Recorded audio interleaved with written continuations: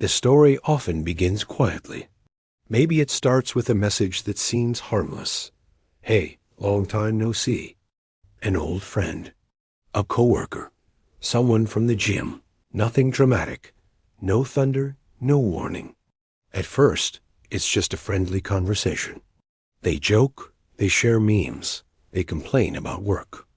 Then the messages get a little more personal. How are things really? And suddenly, the person who has always said, I would never cheat, finds themselves typing things they would never say in front of their partner. Cheating rarely begins with a big decision.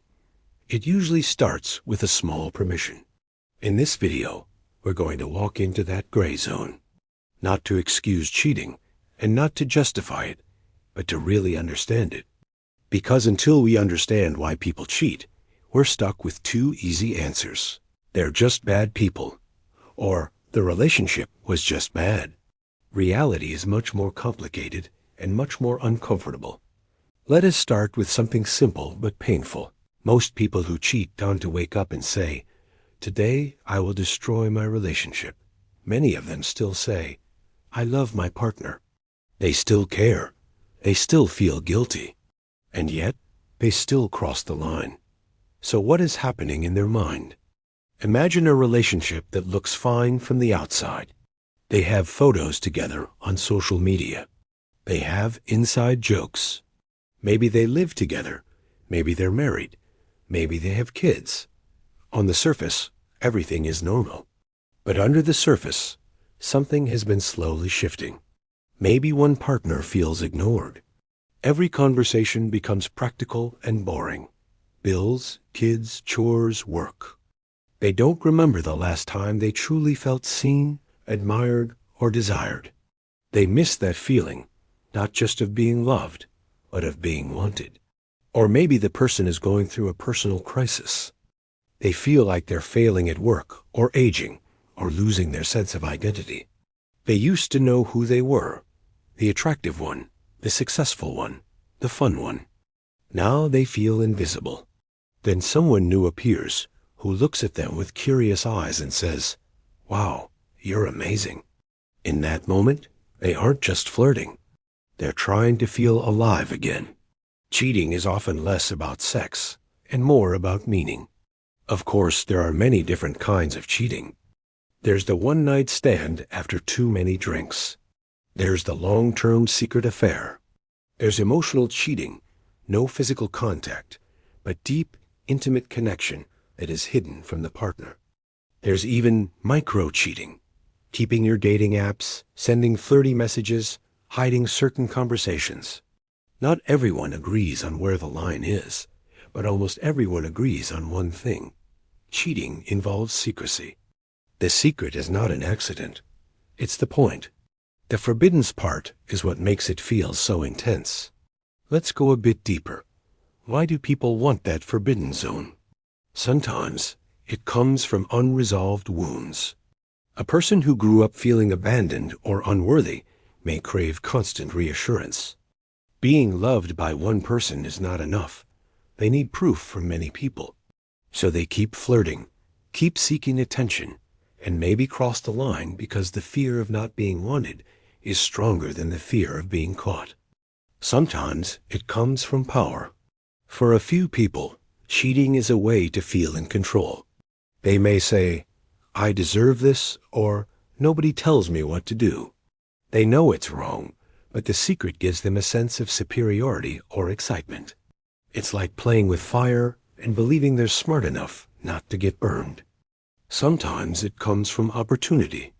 No deep backstory, no childhood trauma, just the right situation at the wrong time. A business trip, too much alcohol, someone who clearly shows desire. In that moment, if the person feels lonely, angry, or disconnected from their partner, a bad choice can feel strangely easy. But here's the uncomfortable truth. Opportunity alone does not create cheating. If it did, everyone with a chance would cheat. They don't. So something inside the person is responding to that opportunity. Something that has been building up for a while. Think about boredom. Not traumatic, but powerful. Long-term relationships are not always fireworks. They're routines, schedules, repeating conversations. Some people struggle to accept that love changes over time. They miss the honeymoon phase, the rush of dopamine, the thrill of someone new. Instead of learning how to build deeper intimacy with the same person, they chase that early stage high again with someone else. Cheating can also be a form of escape. Escape from conflict. Escape from responsibility. Escape from looking honestly at themselves. Rather than say, I'm unhappy in this relationship. We need to talk, or I feel broken inside. I need help. It feels easier to distract themselves with a new romantic or sexual connection. It's a shortcut, a way to feel better without doing the hard emotional work. Then there's the influence of our culture. We live in a world that sells temptation. Dating apps offer endless swiping, endless options. Social media makes it easy to secretly message people who are just one tap away. Movies and dramas glamorize forbidden love. Songs romanticize affairs. At the same time, we still say we believe in true love, soulmates, and forever. This creates a strange contradiction. We want absolute loyalty, but we also live in a world of endless choice. We say, "You're my one and only," while being constantly reminded that there are thousands of what-ifs out there. For some people, cheating is driven by this fear of missing out. What if I chose the wrong person? What if there is someone better? They may not leave their relationship, but they test the fantasy. They want to know if they still could be with someone else if they wanted to. It's like keeping a door half open. There's also how society treats gender and cheating. For a long time, people used to say, men cheat because of sex, women cheat because of emotion. Reality is more complex. Men and women cheat for both emotional and physical reasons. But often, the story underneath is similar. Unmet needs, personal insecurity, lack of communication, and sometimes a belief that they won't get caught. At this point, you might be thinking, okay, I understand the reasons. But doesn't this just sound like a list of excuses? That's the key. Reasons are not excuses. Understanding why people cheat does not make it acceptable. It just makes it human. To really see the full picture, let's step into three minds: the cheater, the betrayed partner, and the third person. First, the cheater. Before it happens, they often draw a line in their head. I won't go that far. I can talk, but I won't touch. I can flirt, but I won't cross the line. Every step feels small, but each step moves the line. The first secret text, the first deleted message, the first lie. Oh, they're just a friend from work. At each moment, they tell themselves, this is still under control. They don't feel like a cheater yet. They feel like someone who is just complicated. But then the moment comes when the line is clearly crossed. A kiss, a night in a hotel, a secret meeting. Afterward, many people describe feeling two emotions at once, a rush of excitement and a collapse of guilt. They may think, I can't believe I did that, and I need to do it again at the same time. Once the secret exists, fear appears. Fear of being caught. Fear of hurting their partner. Fear of losing everything. Ironically, this fear doesn't always stop them. It sometimes pulls them deeper. Because now, ending the affair means facing the truth. Continuing the affair means staying in the fantasy. Each time they choose the fantasy, the double life grows stronger. Now, the betrayed partner. For them, cheating is rarely just about the act itself. It's about the story they thought they were living. They believed they were in a team, a safe place, a shared reality. Cheating doesn't just break trust. It breaks their idea of the relationship, and sometimes their idea of themselves. They might ask, was I not enough? Was our whole relationship a lie? Who are you, really? They replay memories. They scan for signs they missed. They question their own judgment. The pain is not just jealousy, it's grief. Grief for the version of their life they thought was real. And then there's the third person, the one on the outside. Sometimes they are also being lied to. Sometimes they've been told, my relationship is basically over, or we're just staying together for the kids, or they don't understand me like you do. In some cases, they truly believe they are entering something honest. In others, they know exactly what they're doing. They, too, may be chasing excitement, validation, or escape, and they, too, may end up hurt when the secret world collapses. So, if cheating is so destructive, why does it keep happening? Because it lives at the intersection of desire, fear, loneliness, and opportunity. Because humans are not logical machines. Because we are capable of loving someone and still hurting them. Because we are experts at lying to others, but even better at lying to ourselves. But there is another piece we rarely talk about. Many people cheat not because the relationship is empty, but because they are empty.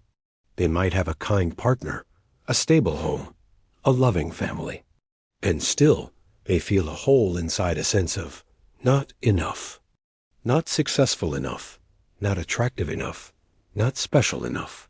Cheating, in this case, becomes an attempt to fill that hole, to feel powerful, desired, chosen. It's less, I don't love my partner, and more, I don't love myself, and I'm using someone else to try to fix that. Of course, it doesn't work. The high is temporary. The guilt lingers. The emptiness returns, sometimes even bigger than before. So what actually reduces the chances of cheating? Not just rules like no opposite-sex friends or no late-night texting. Rules can help define boundaries, but they don't change the deeper reasons. What matters more is emotional honesty, especially the uncomfortable kind. Being able to say, I feel neglected, I feel unwanted, I feel tempted, I feel like something is missing in me, before those feelings turn into secret actions. That kind of honesty is scary. It risks conflict. It risks rejection. But it also opens the door to real intimacy, where both people can see each other's flaws and fears, not just their polished masks. It also means being honest with yourself, asking, why am I drawn to this attention? What am I actually looking for? Is it really this person I want, or is it how they make me feel about myself? What am I afraid to face in my current relationship, or in my own life? Sometimes the truth is that the relationship is deeply unhealthy or already broken. In those cases, the answer is not to cheat, it's to leave or to seek help or to confront the problems directly. Cheating doesn't fix a broken relationship. It just adds another layer of damage. There's another angle. Our expectations. Modern relationships are under pressure to be everything at once.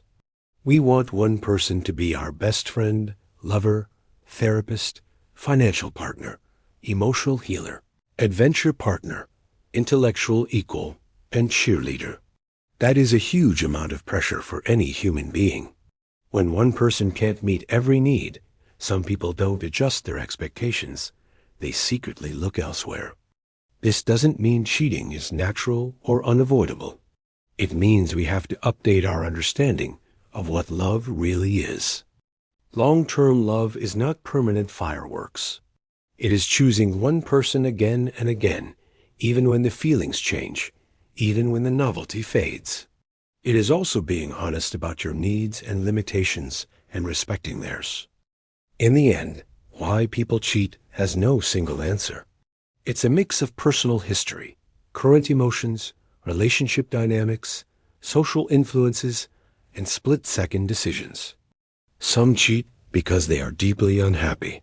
Some because they are deeply insecure. Some because they never learned how to handle desire, boredom, or conflict in a healthy way.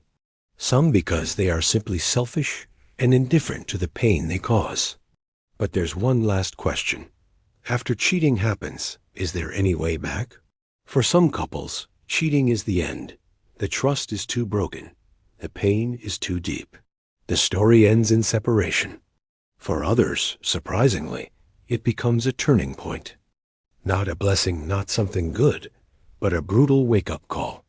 If both partners are willing to be radically honest, to take responsibility, to go to therapy, to unpack the deeper issues, sometimes the relationship can be rebuilt.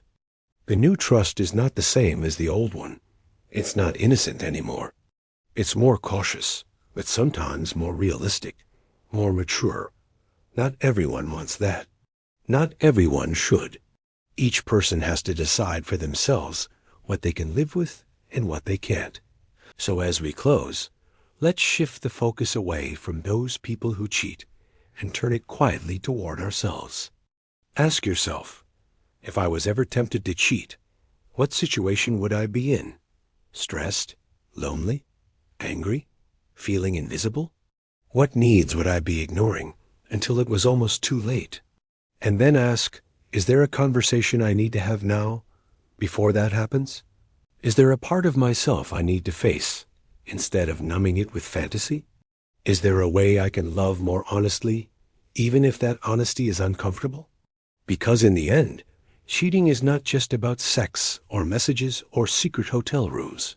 It is about the moments when we choose illusion over truth, when we run from our pain instead of sitting with it, when we try to fix an inner wound with outer attention. Why people cheat is, in many ways, another way of asking, what happens when we are afraid to be honest with ourselves and with the person who trusts us? And maybe the real opposite of cheating is not just loyalty, not just staying. Maybe the real opposite of cheating is courage. The courage to say, something is wrong, before it becomes, something has broken.